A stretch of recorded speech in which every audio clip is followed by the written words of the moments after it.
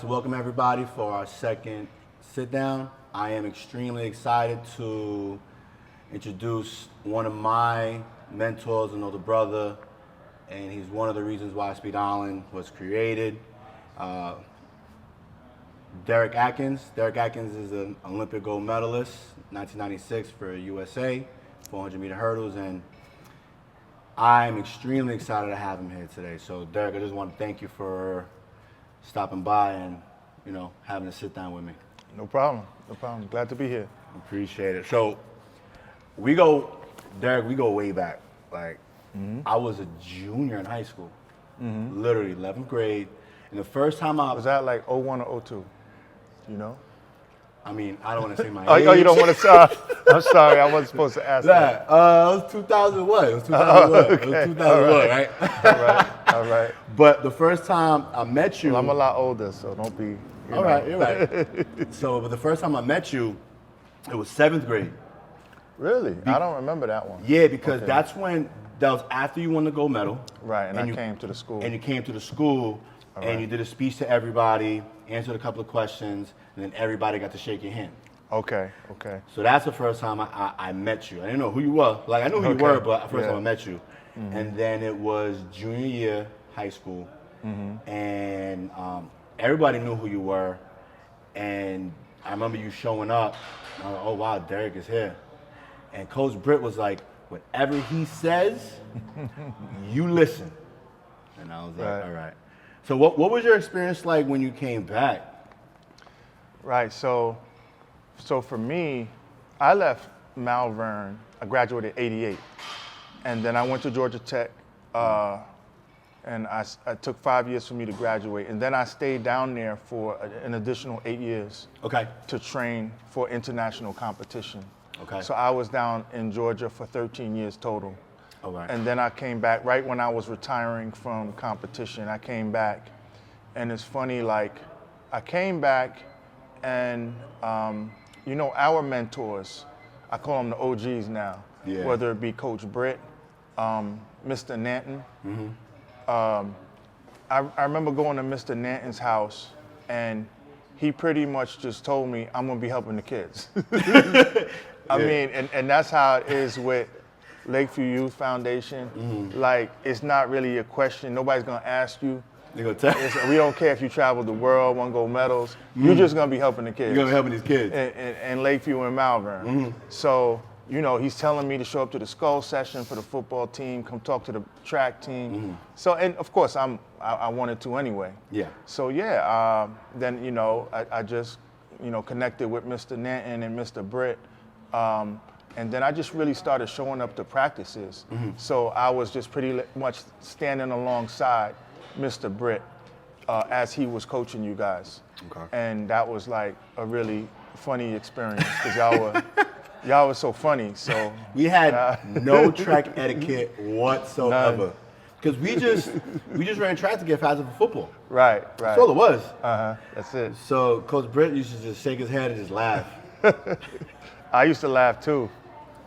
Yeah, they because I remember, because you know what, like, no track etiquette. I think of how we were, and it's funny because we really didn't know what we were doing. Because for me, I came from a baseball background.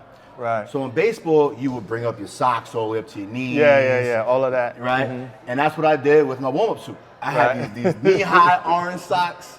Right. Thinking I'm killing it. I had my JanSport with my little sewn Puerto Rican flag in the back.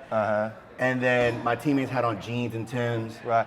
Yeah, let me tell y'all, when I decided that I loved Onix and his crew, I started going to meets with y'all. And I would get on the bus, get on the bus at Malvern, and we go to Mitchell Field where the meets were. And I would look at y'all get on the bus, and you had on jeans and Timberlands. It was you, Marcus McFarland, and a few other guys. And I would say, what are y'all doing?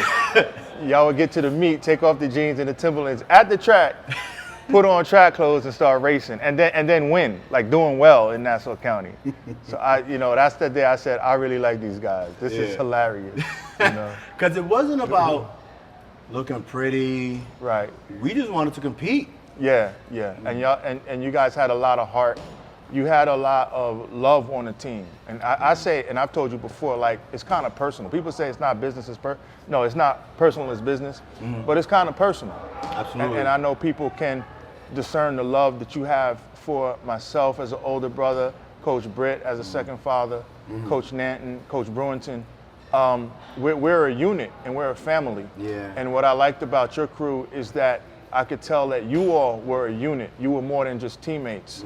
And you were coming together to accomplish a mission of winning, especially I remember watching y'all do the 4x1s of just really making a name for yourself on Long Island. Yeah. And it reminded me of my crew in 1988. Yeah. So that's another reason why I liked you guys.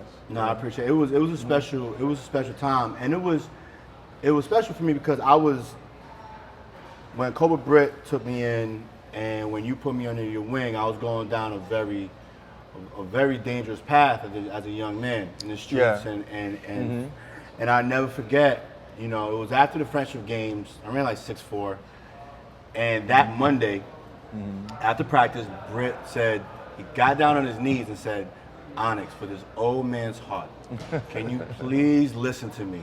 Right. Okay, stop." And I'm like, "Wait, this is Coach Britt. He coached Derrick Adkins. He has all the credibility in the hood, and not just in Lakeview, all over Long Island. He was the guy, right? Right. And I was like, for him to do this, he must see something in me that I don't see. Right. So I stopped all that extra shenanigans. I mean, there was more to come. Yeah. Right. And he just changed the whole trajectory of my life as a young man. So I take Speed Island personally because of the mentors that I've been fortunate to have. Right. That's the huge key for me. It's, I've always said if I could be half the man you are and half the man Coach Britt was, the family man my father is, I'll be okay in life. Okay. And that's always stuck with me. And even now, I have Ron Wilson, I have Goran, who's been amazing with the Speed Island stuff. Like, I just been blessed with mentors, but mentors that has done it at a high level, and not, but are also, they have a love and a passion for the athletes that they impact. Right.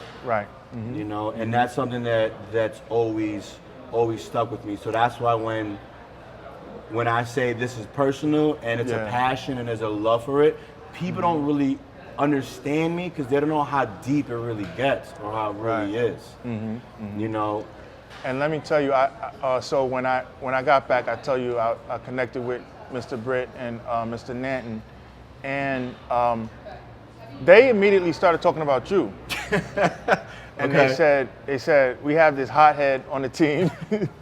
He's always getting in trouble, but they directly called you out, meaning to me, saying we need to work with him and get him right. So it's funny that you might have been getting into a little bit of trouble, but they immediately took to that and saw it as a positive thing. We could take his energy because he's feisty, and you have to be feisty when you're working your way to that finish line.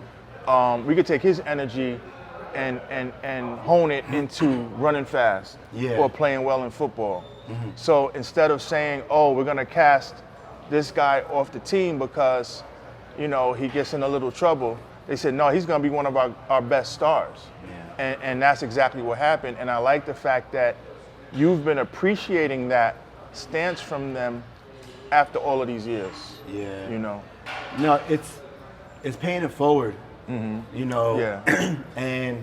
I've always had the utmost respect for all my mentors, but now as a man, it's on another level because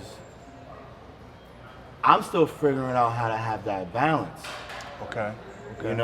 And it's so difficult. Right. And I never forget, I believe I was at Huntington at the time, and you were talking to me. It was Huntington, but then it was also sometime when we started Speed Island, and you was talking to me about burnout.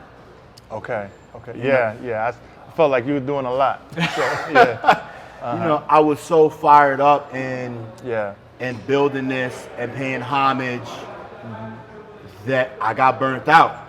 Right. I was burnt out from like March to August. Okay, I remember that. You know, and I just admire my mentors doing it for so long, but was able to have a certain balance. Right. And able to manage it. Where me, I was just so passionate, and you know, you have that tunnel vision where there is no balance when you're trying to be the best.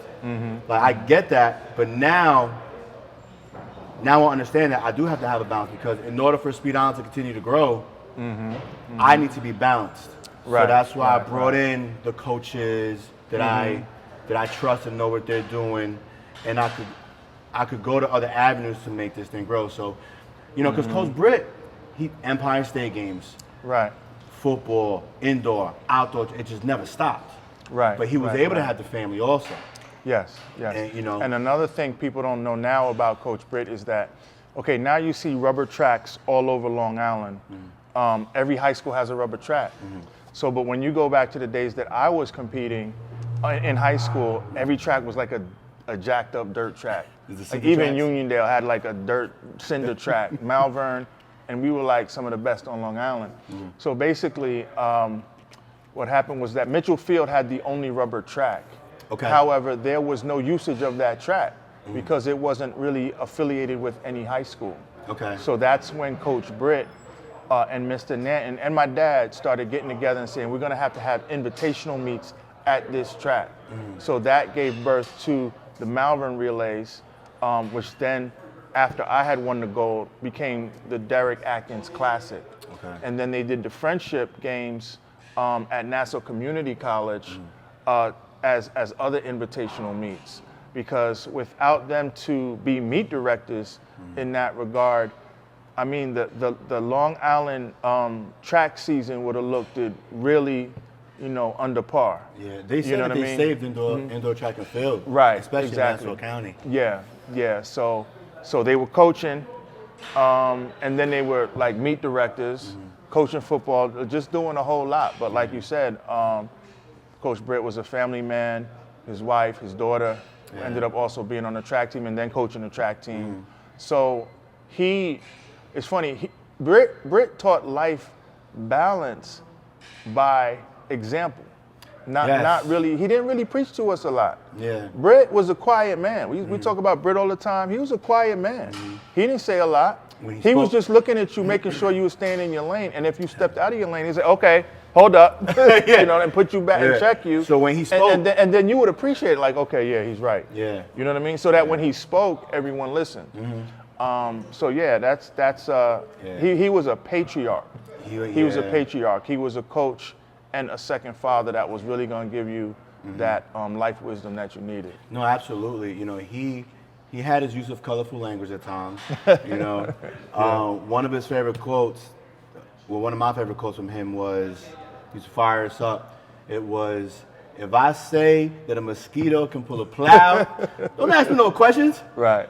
Hook him up. Right. Hook him up. Right. You know, he used to get us fired up. You know.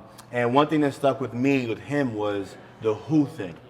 Okay. That resonates to me till this day. And I was like, yo, what do you mean? He goes, Onyx, you never want to be a who. Coach, what are you talking about? He was like, you never want someone to say, hey, do you remember Onix Salva? Do you remember Cobra Britt? And they say, who? Who was that? Oh, okay. That stuck with me till this day. And it was part of that talk when I say that Monday when he got on his knees and he was talking to me. And then he looked at me in my face and he was like, you are not a statistic. Right. And when he said that, I was like he hit me. I think about that till this day.